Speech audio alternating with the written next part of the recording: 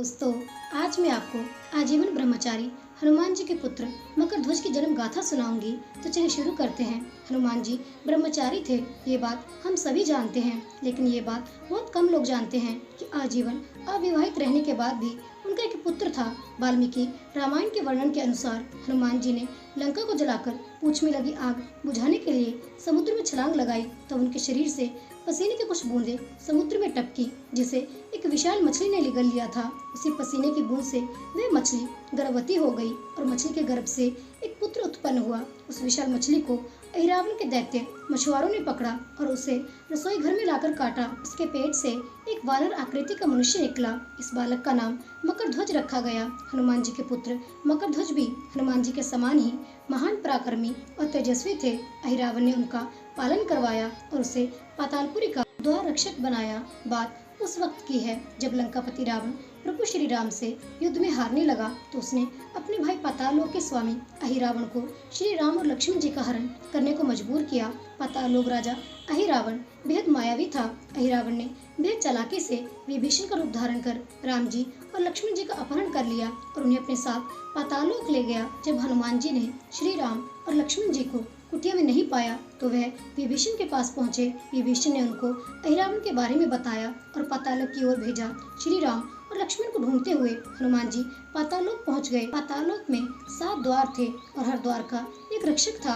हनुमान जी ने 6 द्वार रक्षकों को परास्त कर दिया, लेकिन जब वो अंतिम द्वार पर पहुंचे तो अचंभित रह गए। हनुमान जी के सामने उन्हीं के जैसा एक बलशाली और पराक्रमी वानर पहरा दे रहा था। जब बजरंगबली ने उस अद्भुत वानर से उसका परिचय पूछा, तो उसने अपना नाम मकरध्वज बताया और खुद को हनुमान जी का पुत्र बताया। मकरध्वज की यह बात सुन हनुमान जी क्रोधित हो गए और बोले, यह असंभव है, मैं आजीवन ब्रह्मचारी रहा हूँ। फिर मकरध्वज ने सारी बातें विस्तार पूर्वक हनुमान जी के सामने रखी और बताया कि जब हनुमान जी लंका दहन कर वापस लौट रहे थे, उस वक्त उनकी पूंछ में आग लगी हुई थी। इसी आग को बुझाने वह समुद्र में कूदे थे। उनके शरीर का तापमान इतना ज्यादा था कि उनके पसीने की एक बूंद सागर में गिर गई थी, जिसे एक मकर ने निगल लिया था और उसी पसीने की बूंद से वह मकर गर्भवती हो गई। इसी मकर ने मकरध्वज को जन्म दिया। मकरध्वज की बातें सुन हनुमान जी भावुक हो गए और उनको गले लगा लिया, लेकिन पिता प्रेम के बावजूद मकरध्वज ने अपने पालनकर्ता अहिरावण के लिए